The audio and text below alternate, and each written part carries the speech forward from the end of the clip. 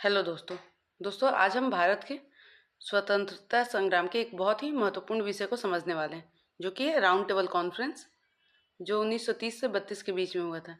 लेकिन इसे हम सिर्फ तारीखों और नामों की तरह नहीं पढ़ेंगे, बल्कि एक कहानी की तरह समझेंगे। दोस्तों जरा सोचिए, अगर किसी देश का भविष्य तय करने के लिए मीटिंग हो रहा हो, लेकिन उस देश के सबसे बड़े नेता ही उसमें शामिल ना हो, तो क्या उस मीटिंग का कोई मतलब होगा? और यही गलती बार बार राउंड टेबल कॉन्फ्रेंस में हुई। हेलो दोस्तों, स्वागत है आपका हमारे यूट्यूब चैनल सिविल सर्विसेज मंत्रा में। दोस्तों, राउंड टेबल कॉन्फ्रेंस जो था वो 1930 से 32 के बीच लंदन में आयोजित किया गया था, जिसका उद्देश्य था भारत के भविष्य का संविधान तय करना और डोमिनियन स्टेटस पर विचार करना। लेकिन शुरुआत से ही एक बड़ी समस्या थी। इन बैठकों में शामिल पक्ष जो था वो आपस में सहमत ही नहीं था, और यही असहमति आगे चलकर पूरी कहानी को प्रभावित कर देती है। और इस असहमति की जड़ को समझने के लिए हमें पीछे जाना होगा, जब साइमन कमीशन जो था वो भारत आया था। और साइमन कमीशन भारत आया था तो उस समय उसमें एक भी भारतीय सदस्य नहीं थे, जिससे लोगों में गुस्सा फैल गया, और इसी गुस्से ने सविनय अवज्ञा आंदोलन को जन्म दिया, जिसके दबाव में आकर ब्रिटिश सरकार को भारतीय नेताओं से बातचीत करने की ज़रूरत महसूस हुई, और इसी ज़रूरत ने राउंड टेबल कॉन्फ्रेंस का रास्ता बनाया। और आपको साइमन कमीशन के बारे में डिटेल वीडियो हमारे यूट्यूब चैनल पर मिल जाएगा, आप जाके देख सकते हैं।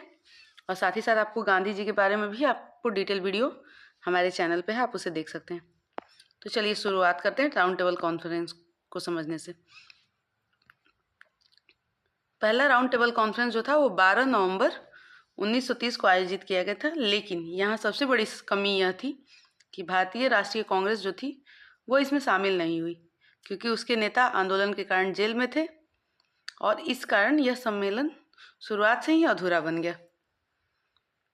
और इस सम्मेलन की अध्यक्षता रैमजे मैकडॉनल्ड ने की थी। हालांकि इस सम्मेलन में संघीय ढांचा, कार्यपालिका की जिम्मेदारी और पृथक निर्वाचक मंडल जैसे मुद्दों पर चर्चा हुई,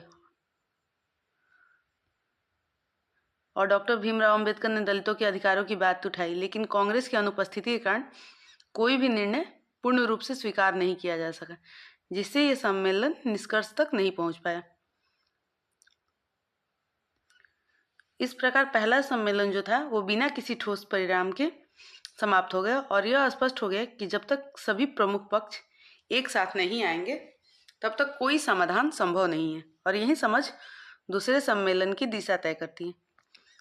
जब पहला सम्मेलन जो था वो असफल हो गया, क्योंकि उसमें कांग्रेस नहीं गया था, तो उसकी असफलता के बाद ब्रिटिश सरकार ने गांधी इरविन समझौता किया, और इस समझौते के माध्यम से कांग्रेस को शामिल करने की उसने कोशिश की, जिसके रिजल्टेंट ये हुआ कि 7 सितंबर 1931 को दूसरा राउंड टेबल कॉन्फ्रेंस लंदन में आयोजित हुआ, जिसमें महात्मा गांधी ने कांग्रेस का प्रतिनिधित्व किया, जिससे लोगों को उम्मीद जगी कि इस बार कोई समाधान निकल सकता है, क्योंकि उस समय गांधी जी पर सबको भरोसा था। लेकिन जैसे ही चर्चा आगे बढ़ी, एक नई समस्या सामने आ गई, जो कि थी अल्पसंख्यकों के अधिकार और प्रतिनिधित्व का मुद्दा,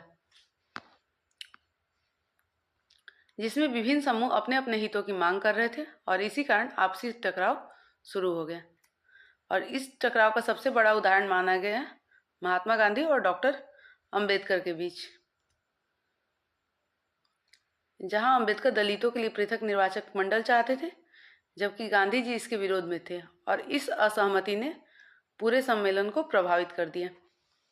हालांकि कुछ घोषणाएं भी हुई, जैसे नॉर्थ वेस्ट फ्रंटियर प्रोविंस और सिंध को अलग प्रांत बनाने का विचार।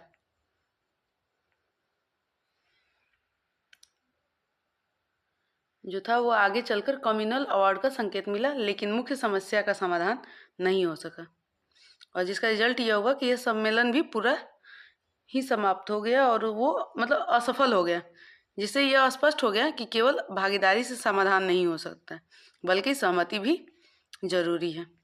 फिर हम बढ़ते हैं दूसरे सम्मेलन के बाद तीसरे सम्मेलन की तरफ। जब 17 नवंबर 1932 को तीसरा राउंड टेबल कॉन्फ्रेंस आयोजित हुआ, तब कांग्रेस ने फिर से भाग नहीं लिया। तो आपको ध्यान रखना है, न पहले में कांग्रेस ने भाग लिया था, न ही तीसरे में। और दूसरे में गांधी जी कांग्रेस के प्रतिनिधि बन के भाग लिए थे। ये एग्जाम में बहुत ज़्यादा आता है, क्योंकि ये बीपीएससी के प्रीवियस ईयर क्वेश्चन को आप देखेंगे तो बहुत ही इंपॉर्टेंट टॉपिक होता है राउंड टेबल कॉन्फ्रेंस।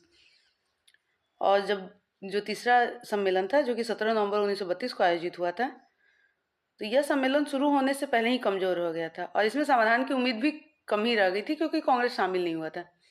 और इस सम्मेलन में डॉक्टर भीमराव अंबेडकर, मोहम्मद अली जिन्ना और रियासतों के जो प्रतिनिधि थे वो शामिल हुए थे और उन्होंने संवैधानिक विषयों पर चर्चा की। कोई नई दिशा या ठोस निर्णय सामने नहीं आया और यहाँ तक कि अधिकारों के विधेयक को भी नज़रअंदाज कर दिया गया। और यदि अब हम तीनों सम्मेलनों को एक साथ देखें तो यह स्पष्ट होता है कि हर बार कोई न कोई बड़ी कमी रह गई थी। पहले में कांग्रेस अनुपस्थित था, तो दूसरे में मतभेद था और तीसरे में फिर से कांग्रेस अनुपस्थित था, जिससे हर बार समाधान अधूरा रह गया। और इन सम्मेलनों की असफलता का सबसे महत्वपूर्ण जो कारण था वो यह था कि कांग्रेस ब्रिटिश सरकार और विभिन्न समुदायों के बीच किसी भी मुद्दे पर सहमति नहीं बन पाई और यही असहमति जो थी वो बार बार निर्णय लेने में बाधा बनती रही।